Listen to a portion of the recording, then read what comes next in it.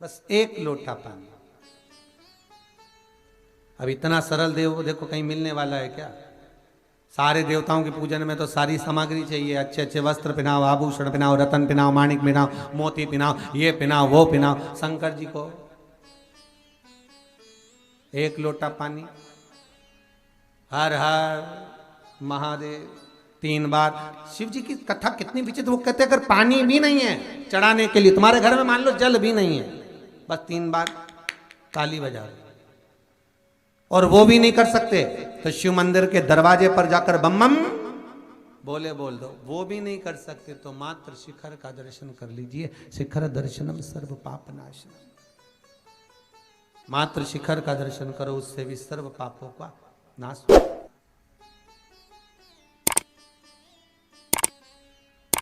जल चढ़ाने का भी एक तरीका है।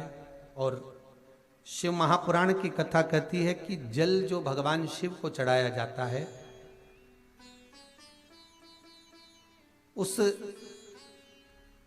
3 तरह का जल शंकर को समर्पित होता है। बहुत ध्यान से सुनना आज की कथा। 3 तरह का जल शिव को समर्पित होता है, और वो तीनों तरह के जल का अलग अलग भाव है महाराज। पहला जल सादा, घर से पानी लेकर गए, जल लेकर गए, शंकर को चढ़ाया, वो हमने घर का अपना एड्रेस बता दिया, भगवान शिव को जल चढ़ाकर अपने आनंद के लिए शंकर से कुछ प्राप्त कर लिया। दूसरा जल, जल के कलश में थोड़ा सा इत्र डालकर शंकर को जब समर्पित करते हैं तो महाराज घर में अगर कोई व्यक्ति बहुत रोगीला है, बहुत रोगीला, एक प्रैक्टिकल जरूर करना हो, कहीं सीवर वाला महाराज झूठ तो नहीं बोल रहा, इसलिए प्रैक्टिकल जरूर करो। प्रैक्टिकल करने में पीछे मत हटना, और प्रैक्टिकल करने के बाद लिख के भी भेजना कि हमने करा। डरना नहीं है अपने को। शिव महापुराण में, स्कंद पुराण में, नर्मदा पुराण में, भविष्य पुराण में, अग्नि पुराण में, नारद पुराण में, बरहा पुराण में, वामन पुराण में जितनी चीजें लिखी गई है, एक एक प्रैक्टिकल कर कर देखो।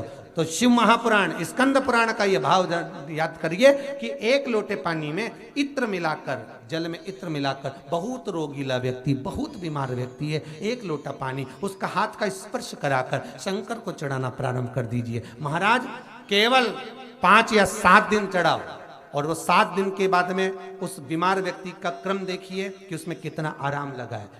औषधि दवाई काम करना प्रारंभ करी कि ना करी। केवल इत्र समर्पित, इत्र का जल। तो पहला जल सादा, दूसरा जल है इत्र का, और महाराज तीसरा जल जो शिव महापुराण के अंतर्गत कहा गया है, बेल पत्र का जल।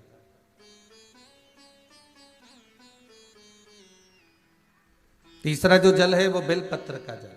बेलपत्र का जल कैसा?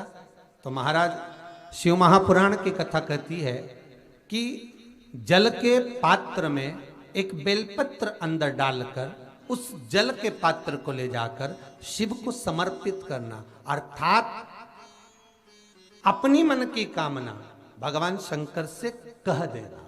केवल बेलपत्र के माध्यम, बोलना नहीं है हमको कुछ, हमें कुछ कहना नहीं है।